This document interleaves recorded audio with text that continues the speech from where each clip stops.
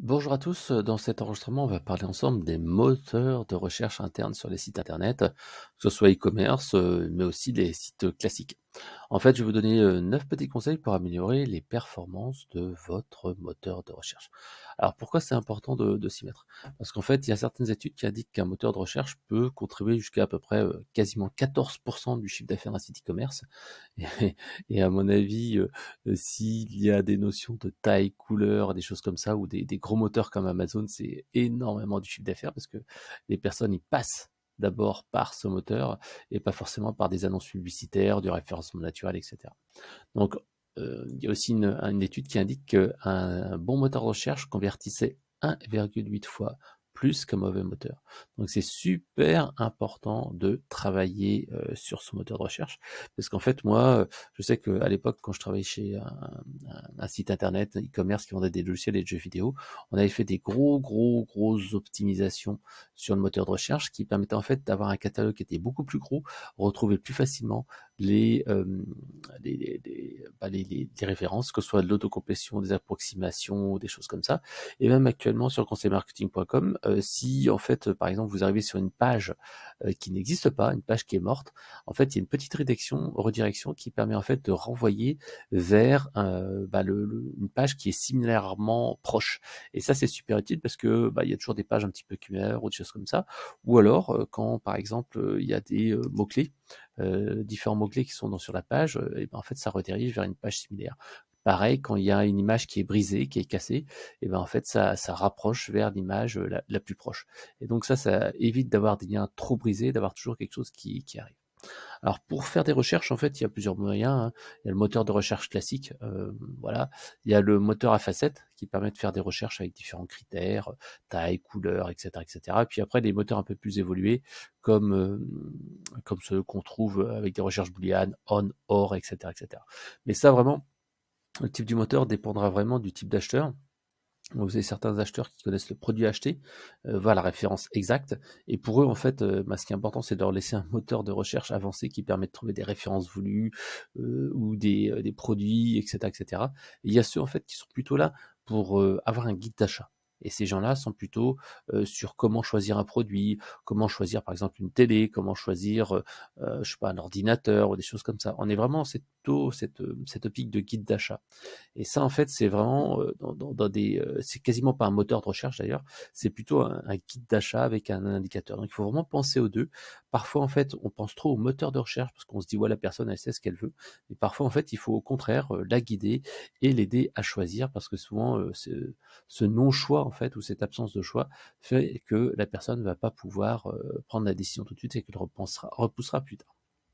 Alors passons maintenant aux bonnes pratiques. Alors la première, ça a l'air tout bête, mais c'est simplement donner de la visibilité à votre moteur de recherche. Il y a beaucoup de sites e-commerce, même des sites comme le mien, Conseil Marketing.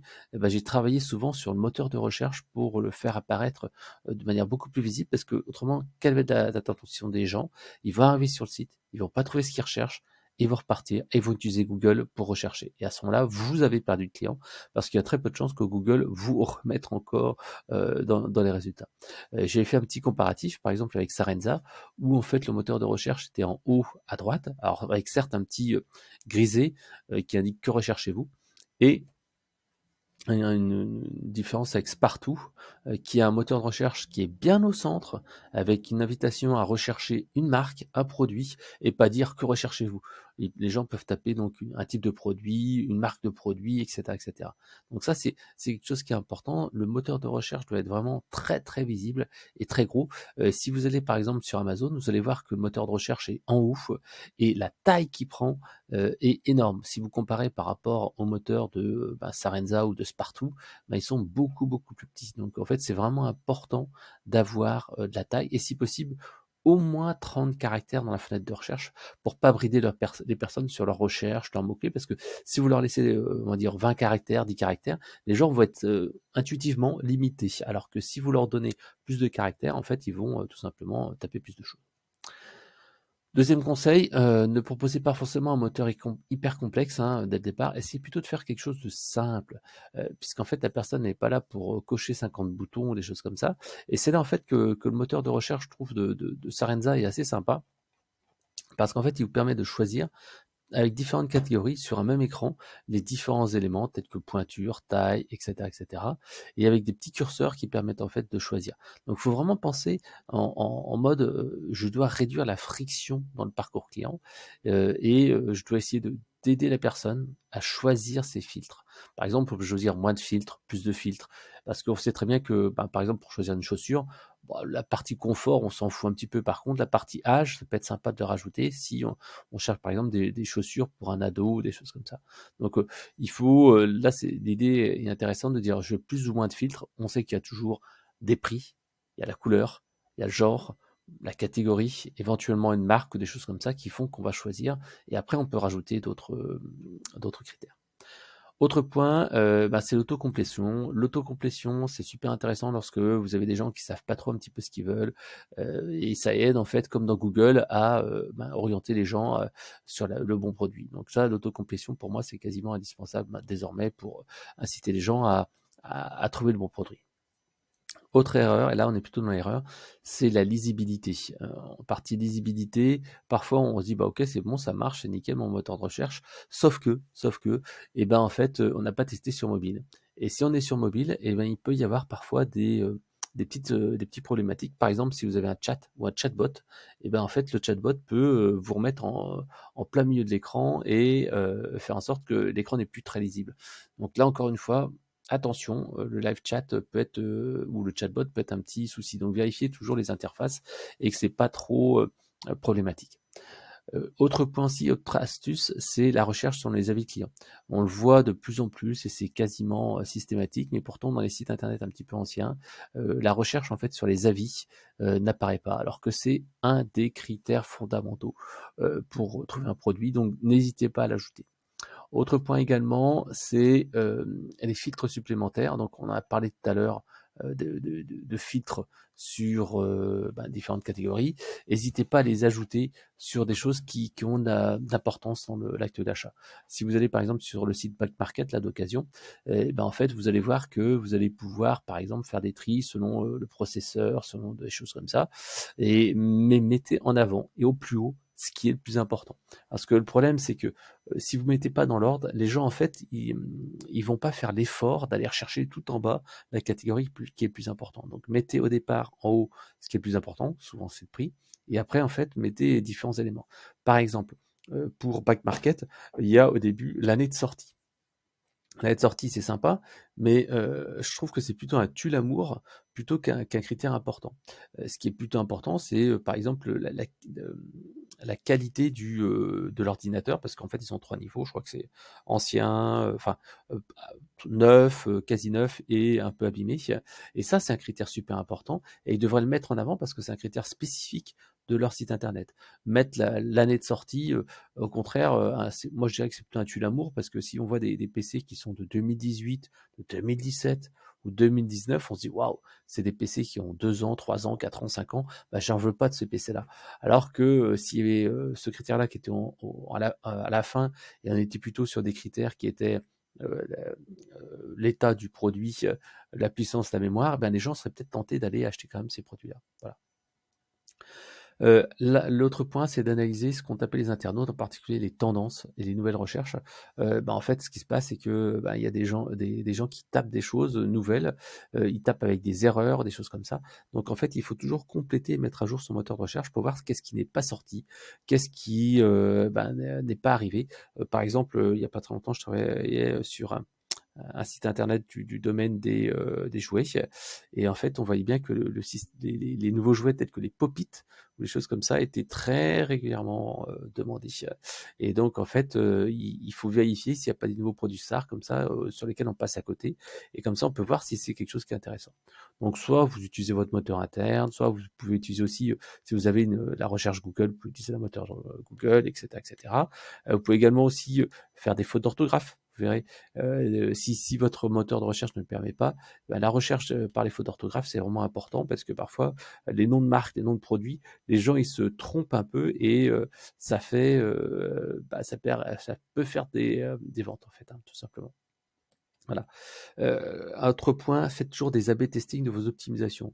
À chaque fois, on se dit ouais, je sais ce qui marche, ouais, ça va être nickel, c'est un truc qui va s'améliorer et qui va améliorer la conversion. Sauf qu'en fait, parfois on peut se tromper. On peut avoir une idée, on se dit ouais, je suis sûr que ça marche et ça va aider les gens. Et en fait, non, ça n'améliore pas la conversion. Au contraire, ça peut la faire baisser. Donc vérifiez toujours ça avec un petit A/B testing. Vérifiez deux hypothèses et vérifiez ce qui se passe au niveau des conversions. Dernier point, ne devinez plus ce que veulent les internautes, vérifiez et validez ce qui se passe vraiment sur le site web.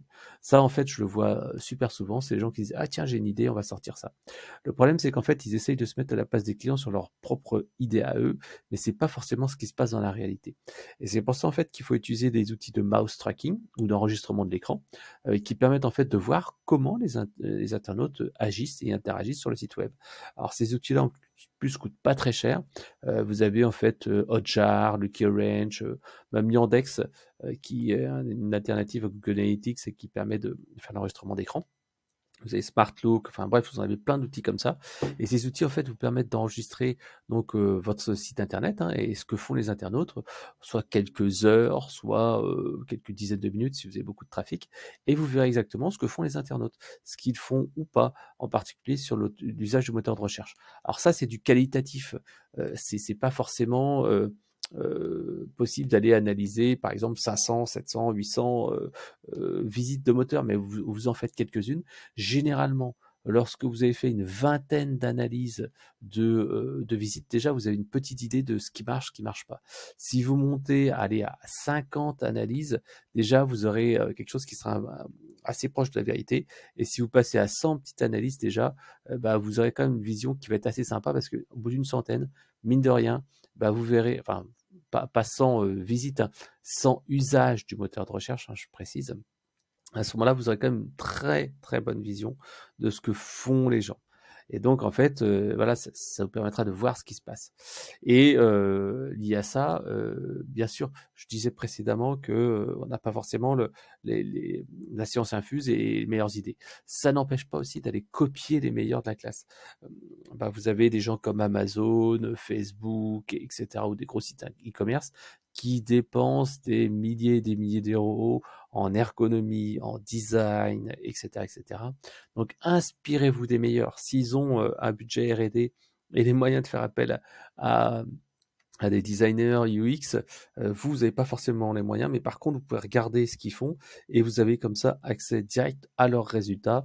Et parce que s'ils ont pris ces décisions-là, c'est pas pour des mauvaises raisons, c'est qu'ils ont fait des tests et que ce qu'ils font marche. Voilà. Alors j'espère que ces petites astuces vous auront aidé.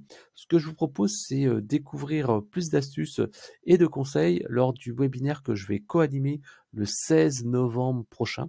Donc c'est un webinaire qui est dédié sur la recherche sur le site web et à l'expérience client et la conversion. Et donc, je serai l'un des 5 intervenants du webinaire. Il y aura donc Cyril Bladier, qui est consultant. Il y aura Fred Cavazza, qui est consultant aussi en stratégie marketing. Et il y aura Olivier Sauvage, aussi connu sous le nom de Captain Commerce, qui va tout simplement qui vont en fait vous donner des bonnes pratiques et des idées pour améliorer la conversion et la performance de votre moteur de recherche, que ce soit un site e-commerce ou un site classique qui fait de la recherche, par exemple documentaire, recherche de produits. Donc je vous donne rendez-vous le 16 novembre à 11 h pour un webinaire dédié sur le sujet de la recherche sur le site internet.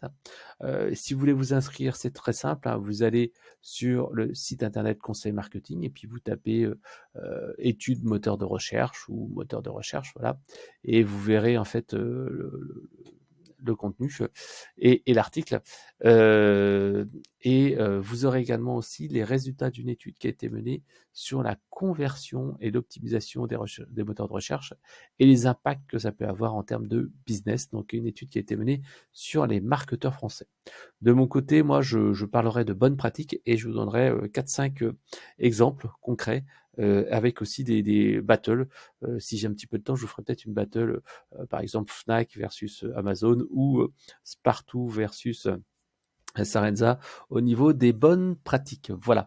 Donc pour vous inscrire, c'est simple. Vous tapez, par exemple, vous tapez dans Google le nom de mon article, études sur les moteurs de recherche internes des sites internet, 9 conseils pour améliorer leur performance. Et là, vous arriverez sur l'article et vous pourrez tout simplement vous inscrire au webinaire. Et autrement, le webinaire aussi, le lien sera dans les commentaires ici que vous pourrez consulter. Et donc, je vous donne rendez-vous le 16 novembre à 11 h pour un webinaire gratuit où vous verrez comment la recherche sur site peut impacter l'expérience client et vos ventes. Allez, à bientôt. Bye bye.